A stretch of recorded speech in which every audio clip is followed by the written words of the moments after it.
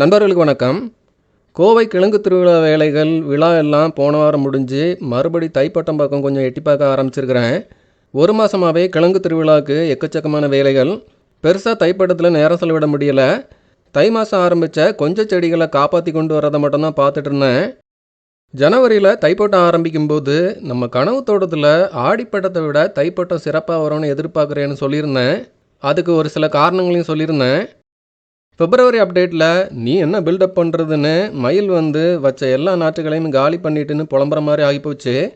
தைப்பட்டத்தில் நிறைய பிரச்சனைகள் வராதுன்னு சந்தோஷமாக சொல்லிட்டு இருக்கப்போ நான் சிங்கிளாக குடைச்சல் கொடுப்போம்ல அப்படின்னு மயில் நம்ம கனவுல கூட டான்ஸ் ஆடிட்டு இருந்துச்சு. ஒரு மாதம் ஓடி போயிட்டு இப்போ இந்த மார்ச்சில் தைப்பட்ட நிலவரம் என்ன? இன்னும் கலவரமாக தான் போயிட்டுருக்கா, இல்லை மயிலுக்கு எதுவும் செக் வைக்க முடிஞ்சுதா? செடிகளோட வளர்ச்சியெல்லாம் எதிர்பார்த்த மாதிரி இருக்கா? முக்கியமாக தர்பூசணியெல்லாம் எப்படி வந்திருக்கு? வாங்க விரிவாக பார்க்கலாம். கத்திரி வெண்டை எல்லாம் ஆடிப்பட்டத்தை விட தைப்பட்டத்தில் சிறப்பாக வரும்னு சொல்லியிருந்தேன். தைப்பட்டத்தில் வெள்ளை சிவப்பு தொல்லைகள் பெருசாக இருக்காது. கத்திரி நாற்றுகளை எடுத்து வச்சு மயில் கிண்டி ஆரம்பத்திலேயே நம்மளை ரொம்ப சோதிச்சிட்டு இருந்தது. வெட்டி போட்ட ரோஸ் செடியோட முள்ளெல்லாம் போட்டு இனி கிண்டுனா கிழிச்சு விட்டுரும் பார்த்துக்க அப்படின்னு மயிலை கொஞ்சம் பணிவாக மிரட்டி விட்டுருந்தேன். எதிர்பார்த்த மாதிரியே கத்திரி சிறப்பாக வந்திருக்கு. இது ஆடிப்பட்டத்தில் கத்திரி செடியோட நிலமை. இது கத்திரி செடின்னு சொன்னால் கத்திரிக்காயே நம்பாது, எல்லாமே வெள்ளை பண்ணுற வேலை. அதனால் ஆடிப்பட்டத்தில் கத்திரி பக்கமே போகக்கூடாதுன்னு முடிவு பண்ணியிருக்கிறேன். ஆனால் தைப்பட்டத்தில் ஓரளவுக்கு டீசெண்டாக கத்திரி வரும். மயில் கிண்டி விட்ட பிறகு தேரி கத்திரி இந்தளவுக்கு வந்திருக்கு. எல்லாமே பார்க்குறதுக்கு அருமையாக இருக்குது. மொட்டும் வைக்க ஆரம்பிச்சிருக்கு. கத்திரியில் ஒரு நல்ல ஒரு அறுவடை இந்த தைப்பட்டத்தில் இருக்கும்னு எதிர்பார்க்கலாம். அதே மாதிரி வெண்டையும் சிறப்பாக வந்திருக்கு. ஆடிப்பட்டத்துலேயும் பெரிய சவால்கள் வெண்டையில் இருக்காது. மொசைக் வைரஸ் அங்கே இங்கே கொஞ்சம் தெரிஞ்சாலும் பெரிய அளவில் டேமேஜ் இருக்காது. இந்த தைப்பட்டத்துலேயும் வெண்டை சிறப்பாக வந்திருக்கு. இது யானைத்தந்த வெண்டை ரகம். கொஞ்சம் ரெகுலராக மீனமிலம் கொடுத்துட்டு வந்தால் வெண்டையில் ஒரு நல்ல அறுவடை கிடைக்கும். இந்த தைப்பட்டத்துக்கு நிறையா செடிகள் ஆரம்பிக்கலன்னு சொல்லியிருப்பேன். நிறையா பாத்திகள் ரெடி பண்ணி சும்மா தான் கிடக்குது. கொத்த வரையில் கொஞ்சம் செடிகள் தான், எல்லாமே நல்லா வந்துட்டுருக்கு. அதே மாதிரி நாட்டு தக்காளியும் சிறப்பாக வந்துட்டுருக்கு.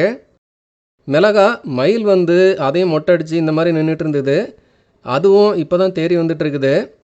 கத்திரி தக்காளி மிளகாய் எல்லாம் மொத்தமாக 4-5 நாற்றுகள் சேர்ந்தாப்பில் நர்சரி ட்ரீலேருந்து எடுத்து வச்சது. கொஞ்சத்தை கட் பண்ணி விட்டுருக்கணும், அப்படியே விட்டாச்சு. கத்திரி மிளகாய் இந்த ரெண்டையுமாவது கொஞ்சம் சரி பண்ணி கொண்டு வரணும். கொடியில் பாகல் மட்டும் கொஞ்சம் சுமாராக வந்துட்டுருக்கு. புடலெல்லாம் இனிமே தான் ஆரம்பித்து விடணும். மயிலோட ஆரம்ப கட்ட டேமேஜ்லேருந்து தேறி காய்கறி செடிகள் இந்த பட்டத்தில் சொன்ன மாதிரியே ஒரு வளர்ச்சியை காட்டிகிட்டு இருக்குது. அடுத்த அப்டேட்டில் அறுவடை ஆரம்பிச்சிடும்னு நினைக்கிறேன். சரி, இப்போ முக்கியமான ஒரு ஏரியாவுக்கு வருவோம். தர்பூசணி முலாம்பழம். இதுதான் போன சீசனில் ஆரம்பித்த தர்பூசணி முலாம்பழத்தோட நிலைமை. நாற்று எடுத்து வச்சு அடுத்த நாளை மயில் காலி பண்ணிட்டு போயிடும். நானும் ரொம்ப சீரியஸாக எடுத்துக்கல. சரிப்பா, இனி நான் தர்பூசணியை ஆரம்பிக்கலைங்கிற அளவுக்கு மயில் நம்மளை கடந்த பல வருஷமாக கடுப்பேற்றிட்டு இருக்குது. மயிலுக்கு ஒரு செக் வைக்காமல் தர்பூசணிலாம் கனவுல தான் அறுவடை பண்ண முடியும்னு தெரிஞ்சது தான். ஒரு பக்கம் கிழங்கு திருவிழா வேலை பிஸி, இன்னொரு பக்கம் தைப்பட்டத்தில் மயிலோட போராட்டம். தர்பூசணியை ஆரம்பிக்கும் போதே அமேசானில் இருந்து கொஞ்சம் செலவானாலும் பரவாயில்லன்னு ஒரு கொசு வலை செட் ஒன்று வாங்கி ஒவ்வொரு ரகத்தையுமே கவர் பண்ணி விட்டேன். தர்பூசணி நாற்று எதிர்பார்த்ததை விட சிறப்பான ஒரு வளர்ச்சியில் வந்தது. எல்லாமே மடமடன்னு வளர்ந்து மஸ்கிட்டோ நெட்டுக்குள்ளே வெளியே வர முடியாமல் உள்ளுக்குள்ளேயே சுருள ஆரம்பிச்சிது. வெளியே எடுத்து விட்டால் அடுத்த நிமிஷமே மயில் வேலையை காட்டிடும். சரியாக கிழங்கு திருவிழா வாரம் தர்பூசணிக்கும் படந்து வர்றதுக்கு அந்த இடத்த நெட் மாதிரி ஏதாட்டு கவர் பண்ணி ஆகணும். தோட்டத்தில் கொட்டார பந்தல் இத்து போய் சரிஞ்சு விழுந்தப்போ எடுத்து போட்ட சவுக்கு கட்டைகள் தான் இருந்துச்சு. ரொம்பவே இத்து போய் தான் இருந்துச்சு. புதுசாக வாங்கி செட் பண்ணுறதுக்கு டைம் இல்லை. சரி, ஒரு வாரம் தாக்கு பிடிக்கிற மாதிரி ஏதாட்டு பண்ணலான்னு அந்த கம்புகளையே எடுத்தேன். அதை சுற்றி நட்டி விட்டு கிடந்த பழைய பிளான் நட்டு பத்தாததுக்கு கொஞ்சம் ஷேன் நட்டெல்லாம் வச்சு தர்பூசணியை சுற்றி ஒரு வளையமைப்பு ஒன்று கொஞ்சம் பெருசாக ரெடி பண்ணேன். கம்பெல்லாம் ஓங்கி ஒரு காற்றடிச்சா உடஞ்சி விழுந்துடும், அந்த அளவுக்கு இத்து போயிருந்துச்சு. ஒரு வாரம் தாக்கு பிடிச்சிட்டா கிழங்கு திருவிழா முடிஞ்சதும் உருப்படியாக ஒரு வளையமைப்பு ரெடி பண்ணலாம். அது வரைக்கும் பெருசாக காற்று எதுவும் அடிக்காமல் இருக்கட்டும்னு வேண்டிக்கிட்டேன். மயில் பிரச்சனைன்னு பிப்ரவரி அப்டேட்டில் சொன்னதுமே நிறைய நண்பர்கள் சில பரிந்துரைகள்லாம் அனுப்பிச்சிருந்தாங்க.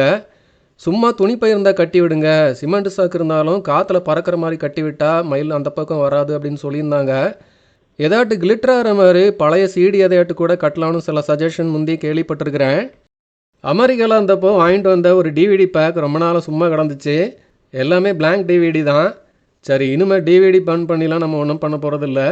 டெக்னாலஜி எல்லாம் எஸ்எஸ்டி க்ளவுடுன்னு எல்லாமே டெராபைட் லெவலில் போயிட்டு சரி தர்பூசணி அறுவடைக்காவது இந்த டிவிடி எல்லாம் பயன்படுத்தோன்னு எடுத்தேன். ஆஃபீஸ் டெப்போக்காரெல்லாம் பார்த்தானா, அடே நான் அமெரிக்காவில் என்ன ஒரு பிராண்டு, காஞ்ச ஆட்டுக்கறியை கட்டி தொங்க விடுற மாதிரி கட்டி தொங்க விட்டுருக்கேன்னு சூ கூட பண்ணிடுவான். ஒரு 10 டிவிடி எடுத்து அங்கங்கே கொஞ்சம் கட்டி தொங்க விட்டேன். மயில் இதுக்கெல்லாம் பயப்படுமா, இல்லை பாடுறா படையப்பா டிவிடியெல்லாம் தூக்கில் தொங்கிட்டு இருக்கு, தோட்டக்காரனுக்கு என்ன ஆச்சுன்னு சிரிச்சிட்டு இன்னைக்கு வரைக்கும் கொடியை ஒளிச்சு வச்சுருந்தியா அப்படின்னு தர்பூசணியை பொழந்து கட்டுமா. எல்லாம் அடுத்த நாள் போய் பார்த்தா தான் தெரியும். ஒரு நம்பிக்கையில் எல்லாமே செட் பண்ணிவிட்டு வீட்டுக்கு வந்துட்டேன். அடுத்த நாள் ஒரு ஆர்வமாக போய் பார்த்தேன். தர்பூசணி முலாம்பழம் கொடி எல்லாமே அப்படியே இருந்துச்சு. அப்பாடா ஒர்க் அவுட் ஆகுதுப்பா அப்படின்னு ஒரு பெரிய நிம்மதி. ஆனால் இந்த வலையமைப்பு ஒரு வாரம் தாக்கு பிடிக்கிறதே பெரிய விஷயங்கிறதும் தெரியும். கிழங்கு திருவிழா முடிஞ்சதுமே அடுத்த வாரமே கொஞ்சம் சவுக்கு கம்புலாம் வாங்கி வேலியை இன்னும் பெருசாக உறுதியாக அமைக்கிற வேலையை ஆரம்பித்தேன். வலைக்கு பழைய மீன் வலை மாதிரி வாங்கலான்னு தான் நினச்சேன். அப்புறம் நம்ம நண்பர் ஒருவர் தான் புதுசாக இப்போ வர்ற ஒரு வலை ஒரு 13 கிலோ பண்டலாக இருக்குன்னு ஒட்டஞ்சத்திரத்துலேருந்து வாங்கி அனுப்பிச்சிருந்தாரு. 1 கிலோ 280 ரூபா வருது. மொத்தம் எத்தனை அடி வருதுன்னு இன்னுமே அளக்கலை. இதில் ஒரு பாதி அளவு ஒரு 6 கிலோ இந்த ஏரியாவுக்கு சரியாக இருக்குது. 6 கிலோனா ஒரு 1800 ரூபா வலைக்கு மட்டும் செலவு. சவுக்கு கம்பு 12 அடின்னு வாங்கி 2ஆக கட் பண்ணி 6 அடின்னு ரெடி பண்ணி அந்த ஏரியா முழுக்கவே நட்டி விட்டேன். வலையமைப்பு அந்த ஏரியா முழுக்கவே பண்ணிடலாம், கூடுதலாக மற்ற செடிகளும் இந்த தைப்படத்துக்கு ஆரம்பிக்க வசதியாக இருக்கும்னு முழு ஏரியாவையும் நெட்டு வச்சு கவர் பண்ணிட்டேன். இந்த வலை கொஞ்சம் ஸ்டிஃபாக இருக்குது, பிடிச்சி இழுத்து கட்ட இது மாதிரி யூ மாதிரி ஒரு ஷேப்பில் செட் ஆகிடுச்சு. இதை இந்த நைலான் ரோப்பை வச்சு மேலேயும் கீழேயும் கொஞ்சம் கட்டி விடணும், அப்போ ஒரே லெவலில் வரும். நான் நேரம் இல்லாமல் இது போதும் அப்படின்னு விட்டுட்டேன். மயில் சின்ன சின்ன கேப்லலாம் குனிஞ்சு உள்ளே போகாது, அதனால் இதுவே போதும் தான்.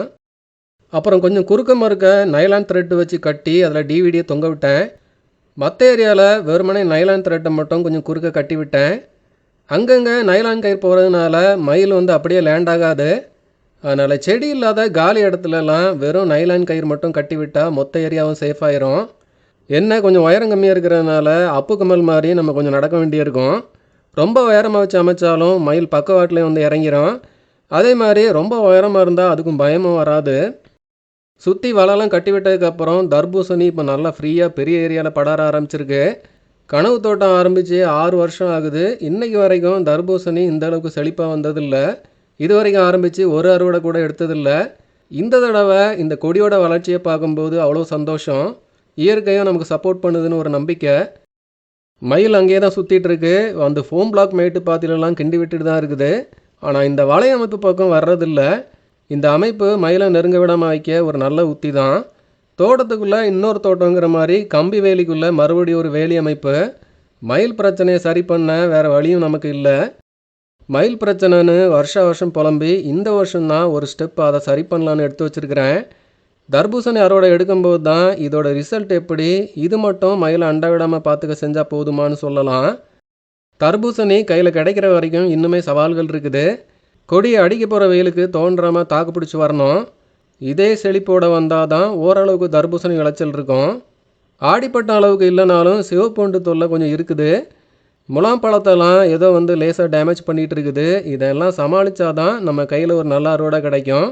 கொஞ்சம் வெயிட் பண்ணி தான் பார்க்கணும். மொத்தத்தில் நம்ம தோட்டத்தில் தைப்படத்தில் செடிகளோட வளர்ச்சி நல்லா இருக்குங்கிற ஒரு நம்பிக்கை உண்மைன்னு இந்த செடிகளோட வளர்ச்சியை பார்க்கும்போது தெரியுது. இன்னும் 2 மாதம் வெயில் பொழந்து கட்டும். சம்மரில் ஒரு 11 மணிக்கு மேலேயே தோட்டத்தில் வேலை செஞ்சால் நாக்கு தள்ளுது. எல்லாத்தையும் தாண்டி கொஞ்சம் இறங்கி அடித்து பார்க்கலான்னு தான் இருக்கிறேன். இந்த பட்டத்தோட சிறப்பு அறுவடையாக தர்பூசணி இருக்குமா, கொஞ்சம் வெயிட் பண்ணி பார்க்கலாம். சம்மரில் தோட்டத்தில் இன்னுமே நிறைய வேலைகள் இருக்குது. கிழங்கு மஞ்சள் ரகங்கள்லாம் இனிமே தான் ஆரம்பிக்கணும். போன வருஷம் கிழங்கு ரகங்கள் எல்லாம் கல்கால் பந்தலில் விட்டு படாத பாடு பட்டாச்சு. இந்த தடவை கிழங்கு ரகங்களுக்கான பந்தலை பெரிய நெல்லி பக்கத்தில் அமைக்கலான் இருக்கிறேன்.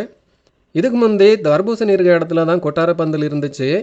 இனி அந்த இடத்த தரையில் படுற கொடிகளுக்கான ஒரு இடமா வச்சுக்கலான்னு இருக்கிறேன். இந்த இடத்துல கொட்டார பந்தல் மாதிரி இல்லாமல் கொஞ்சம் சிமெண்ட் போஸ்ட் வச்சு ஒரு பந்தல் அமைக்கலான் இருக்கிறேன். ஏப்ரலில் ஒரு மழை வரும், அப்போ உழுது விட்டு பந்தலை ரெடி பண்ணி கிழங்கெல்லாம் வச்சு விடலான்னு வெயிட் பண்ணிகிட்டு இருக்கிறேன். இன்னுமே ஊதா ராசவல்லி, சிறுவள்ளி கிழங்கு, மஞ்சள் ரகங்கள் எல்லாமே அறுவடை பண்ணாமல் நிறையா இருக்குது. எல்லாமே இந்த வாரம் தான் அறுவடை பண்ணி முடிக்கணும்.